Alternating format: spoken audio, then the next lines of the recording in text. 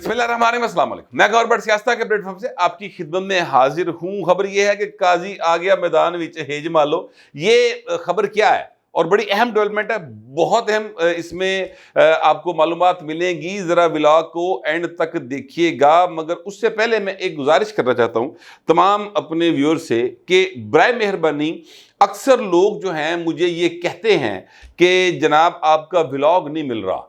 اچھا، اب کچھ میں تو روز ولاگ کر رہے ہیں، میں تو چھٹی مارتا ہی نہیں، لیکن اب معاملہ یہ ہے کہ لوگوں کو واقعی نہیں مل رہا ہوگا تو لوگ یہ شکایت کرتے ہیں نا۔ تو میں نے اس کا تھوڑا سا معلوم کرنے کی کوشش کی کہ آخر مسئلہ کیا ہے، یہ کہاں کیوں لوگوں کو ولاگ نہیں ملتا۔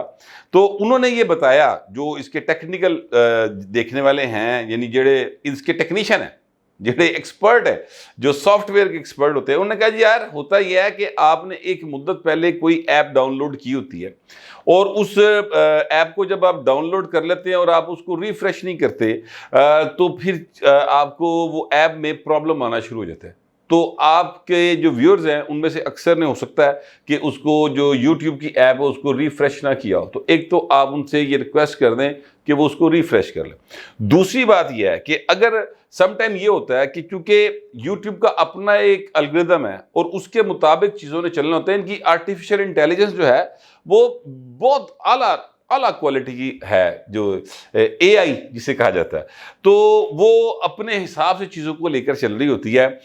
لیکن سم ٹائم ایسا ہوتا ہے کہ جو بیل آئیکن لوگوں نے دبایا ہوتا ہے اس کو دوبارہ، یعنی پہلے اس کو جو آپ نے کلک کیا ہوا ہے اس کو ان کلک کریں، پھر دوبارہ سے کلک کریں، یعنی بیل آئیکن نو، یعنی گھنٹی دے بٹن نو تسی ایک باری پھر دبا دیو، یعنی پہلے ایک دفعہ دبائیں گے وہ ختم ہو جائے گا کہ جناب آپ کو نوٹیفیکیشن اب نہیں آئے گا، پھر آپ دوبارہ اس کو دبائیں گے اور اس کو پھر آپ پرسنلائز پہ کر لیں گے کہ فوری طور پہ آپ کو وہ جو ہے نوٹیفیکیشن آ جائے جیسے ہی ہماری ویڈیو اپلوڈ ہوگی، تو پھر یہ معاملہ تھوڑا سا بہتری کی طرف چلا جائے گا۔ یہ مجھے جو یوٹیوب دے ماہرین ہیں انہوں نے دسیا جی، میں یقین جانیے کہ پچھلے 3-4 سال سے یہ یوٹیوب کے اوپر ولاگ کر رہا ہوں، مگر مینوں ٹیکنیکلی اس کا ککھ نہیں پتا، اس کی اے بی سی بھی معلوم نہیں۔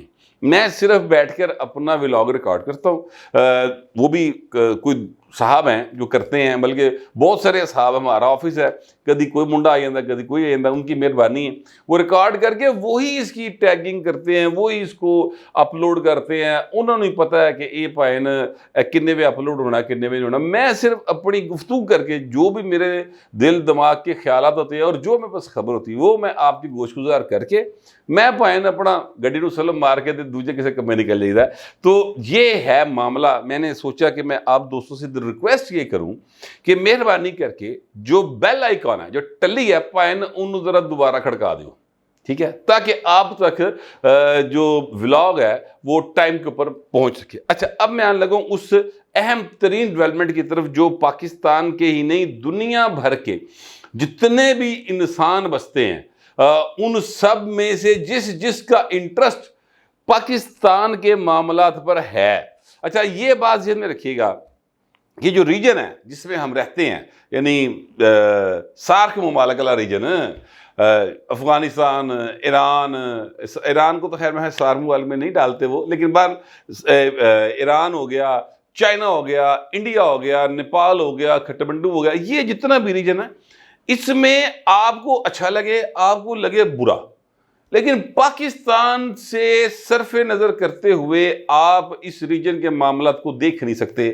جتنے بھی اس ریجن کے اسٹوڈنٹس ہیں، یعنی دنیا میں، چاہے واشنگٹن ڈی سی بیٹھا ہے، پاویں آسٹریلیا بیٹھا ہے، پاویں ماسکو میں بیٹھا ہوا ہے، جو کوئی بھی شخصیت، جو کوئی بھی ڈپارٹمنٹ اس ریجن کے متعلق جاننا چاہتا ہے وہ پاکستان کو مائنس نہیں کر سکتا۔ وجہ یہ ہے کہ پاکستان پچھلے 40 سال سے، بلکہ اس سے بھی زیادہ عرصہ ہو گیا، حالت جنگ میں ہے۔ میرا خیال ہے کہ ریسنٹ ہسٹری، جو بھی سیولائزڈ ہسٹری جس کو ہم کہتے ہیں، پچھلے کوئی 200-300-400 سال دی، 300 سال تو زیادہ ہو گیا میں حال اس گل نوں، اس میں سب سے لمبی جنگ لڑنے والی اگر کوئی فوج ہے نا تو سر وہ پاکستان آرمی ہے۔ پہلی افغان وار سر ہم نے لڑی، اور اس کے بعد اس کے اثرات بھگتے، پھر ایک اور افغان وار ساڑھے سر تے آ گئی، وہ ایک فون کے اوپر پرویز مشرف نے یو ٹرن لیا تھا. پھر جناب وہ اسی اینے سال بھگتی اور لڑی, اور اس کے بعد اب اس کے اثرات سے ہم نمبردہ زما ہو رہے ہیں. تو میرا خیال ہے کہ 40 سال سے زیادہ کا عرصہ گزر گیا. لہٰذا جب آپ اس ریجن کو دیکھیں گے تو پھر یا آپ کو پاکستان دکھائی دے گا, اور پاکستان جب دکھائی دے گا تو پاکستان کے اندر اور سیاست بھی دکھائی دے گی.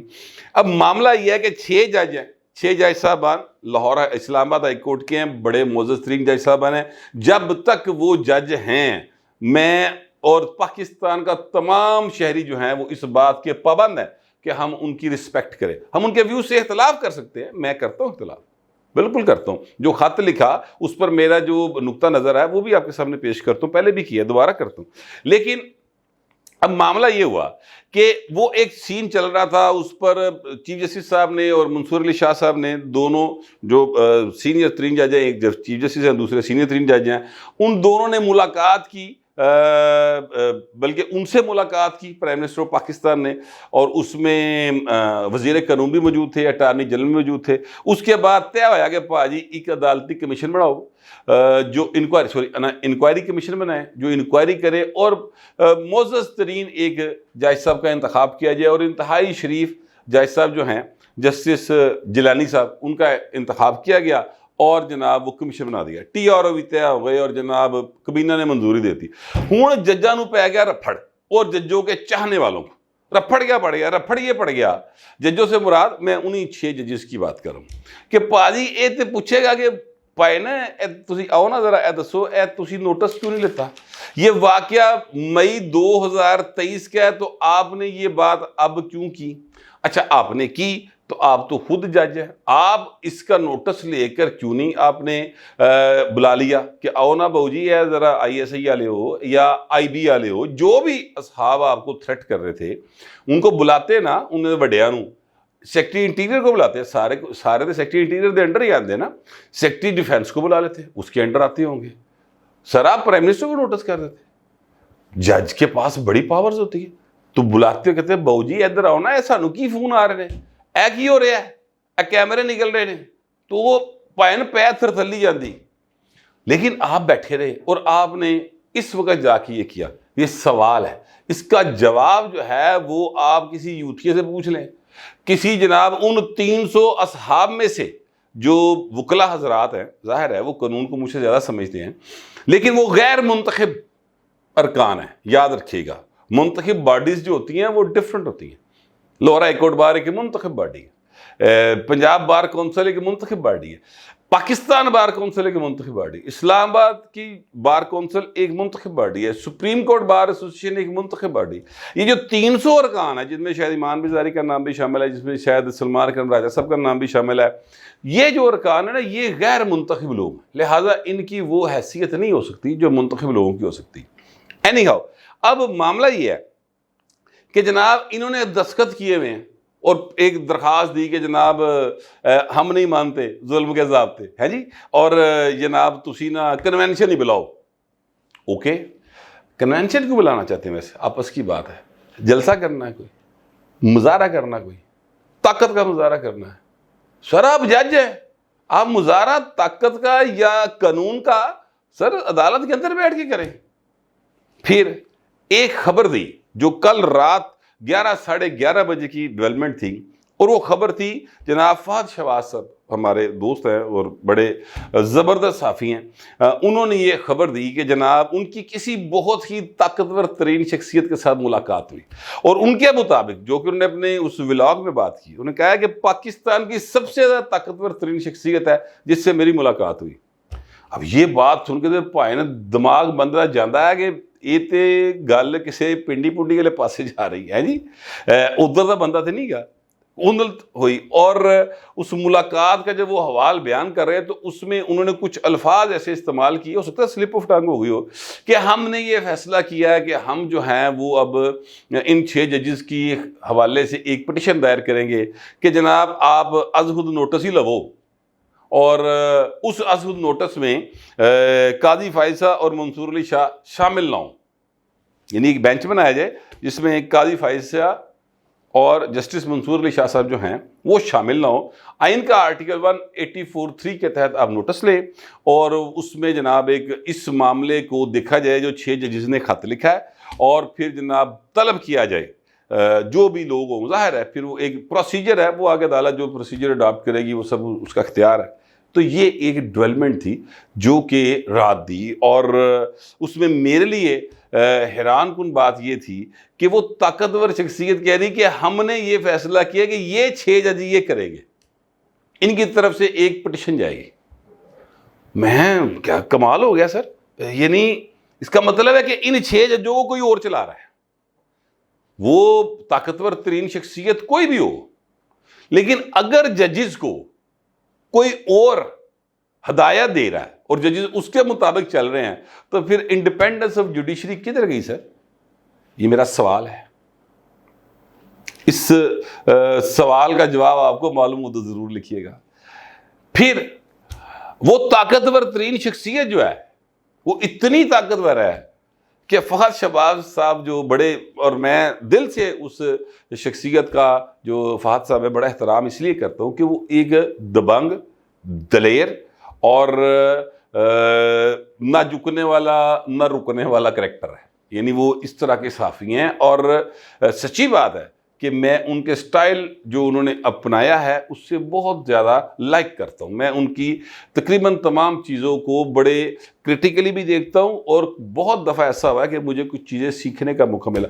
بڑا باعلم آدمی, پڑھا لکھا نوجوان ہے, اور انہوں نے جب یہ بات بتائی کہ جناب ایک طاقتور ترین شخصیت جو ہیں ان سے ملاقات ہوئی, تو اب سوال جو یہ پیدا ہوتا ہے کہ وہ طاقتور ترین شخصیت جو فہد شہباز کو بلا کے ساری باتیں بتا رہی ہے کیسی یہ کرن جا رہے ہیں, وہ طاقتور ترین شخصیت ڈرپوک ہے, پیچھے پہ آگے کر رہی ہے, فرنٹ پہ آگے کیوں نہیں کر رہی؟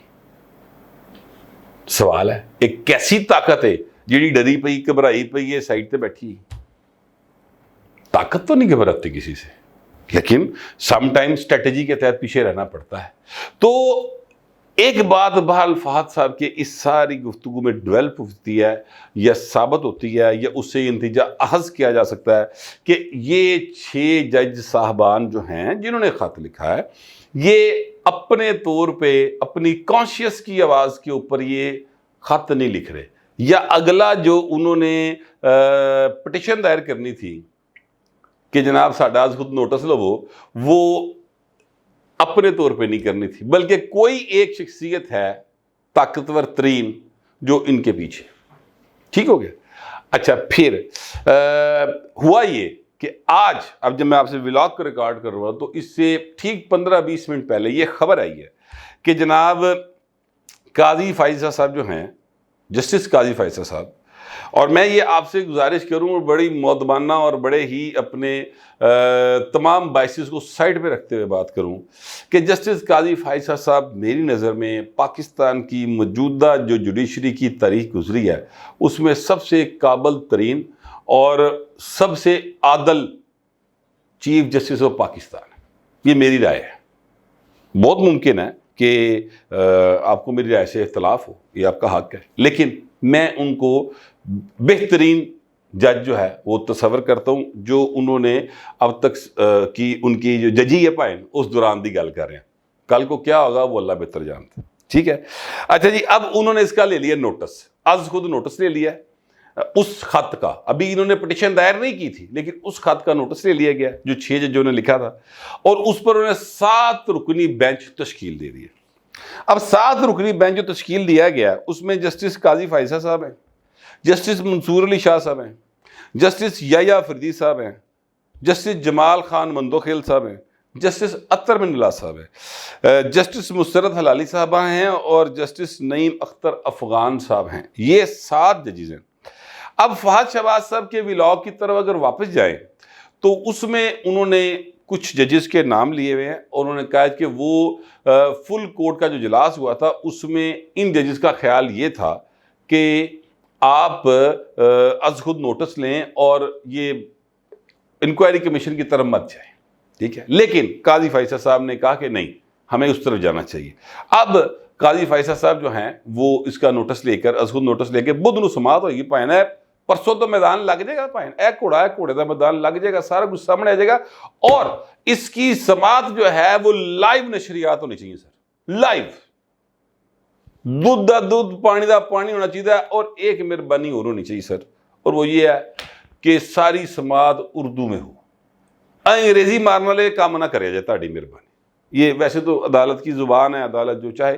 मैं इसलिए ये बात कह रहा हूं, मेरी रिक्वेस्ट सिर्फ इसलिए है ताकि आम आदमी को समझ तो आए ना कि अंदर गुफ्तगू की हो रही है। लाइव नशरियात जाती हैं, उत्ते दोवें पासे अंग्रेजी चल रही होंदी है। आम शहीदा माजा गामा मेरे नाल दा जेड़ा लाल स्कूल तो बड़ा करैक्टर है, उसको समझ ही नहीं आती कि हम ये क्या बात कर रहे हैं। लिहाजा ਉਹਦੇ नज़दीक कोई चलाक जा करैक्टर बहु पढ़ा लिखा जा बैठा होता, वो हमें सुनकर समझा देता है जो उसका दिल करता है कि ए कह रहे नहीं। वो मैं जनाब बड़े दिमाग च पा लेना और तो पक्का हो जाना। अगर उर्दू बोल रहे हो तो हमें बात समझ आ जाए, ठीक है। तो लिहाजा मेरी रिक्वेस्ट ये है कि इसकी लाइव नशरियात जानी चाहिए। PTI वाले हुण दौड़ नहीं जलानी, ताड़ी मेहरबानी, हुण चीको रोला नहीं पाना। अब इन्होंने करना क्या, ये मेरा अंदाजा है, क्योंकि फहद शहबाज साहब की उस व्लॉग में ये बात कही थी कि जस्टिस काजी फाइज साहब और जस्टिस मंसूर अली शाह साहब जो हैं, चूंकि वो मिल चुके हैं उन प्राइम मिनिस्टर ऑफ पाकिस्तान से, तो लिहाजा उनको इस बेंच का हिस्सा नहीं होना चाहिए। और ये बात जो है ये उस ताकतवर तरीन शख्सियत ने फहद शहबाज साहब को बताई थी। तो इसका मतलब ये हुआ कि पायन तकलीफ जड़ी वो जस्टिस काजी फाइज साहब दी, ठीक है, और जस्टिस मंसूर अली शाह की है, बाकियों पे नहीं है। उन्होंने कहा जी यहिया अफरीदी साहब का जो है वो पॉइंट ऑफ व्यू डिफरेंट था, और मंदोखेल साहब जो हैं वो बस फुल कोर्ट में उन्होंने ऐसे जो है ना 50-50 मौक़िफ़ दिया, और अत्तर में अल्लाह साहब जो है ना उन्होंने भी कहा कि नहीं, हमें अज़हुद की तरफ ही जाना चाहिए। ये उस फहद शहबाज साहब के उसकी बात कर रहा हूँ, मैं अपनी तरफ से बात नहीं ऐड कर रहा। अब मैं गुजारिश ये करूं कि ये अब एक बुध के दिन से एक नया सिलसिला शुरू होने जा रहा है, और ये लाइव कवरेज अगर होगी, लाइव सेवा चलन गया तो भाई बड़ा कुछ खुलेगा, बड़ा कुछ खुल के सामने आ जाएगा। मामला ये है कि ये सारा कुछ सियासत की गई, और पाकिस्तान को जैसे ही वो टेक ऑफ करने की पोजीशन में आता है, बल्कि टेक ऑफ करनल जान असी रानवे ते चढ़न की कोशिश करने हैं ना सर, इधरों PTI कोई ना कोई नवा रोला पवा देती फड़ के। पाकिस्तान की माशी तरक्की नहीं होगी, पाकिस्तान की मैशत बेहतर नहीं होगी, तो आम आदमी के हालात नहीं बदलेंगे सर। जब आम आदमी के हालात नहीं बदलेंगे तो उसका गुस्सा लामुहल्ला हुकूमत पे निकलेगा, और उसी का फ़ायदा इमरान खान उठा रहे हैं, और अपनी पॉपुलैरिटी बरकरार रखने के लिए वो सोशल मीडिया और इलेक्ट्रॉनिक मीडिया का बेतहाशा इस्तेमाल करें, और जायज़ करे नजायज़ करे ये फ़ैसला आप खुद करें। मेरे पास जो मालूमात थी और जो मेरा ख्याल था वो मैंने आपके साथ शेयर कर दिया है। आप दोस्तों दरख्वास्त ही है, कमेंट ज़रूर कीजिएगा मगर ज़रा तहजीब के साथ। फिर इतना ही, मिलते हैं।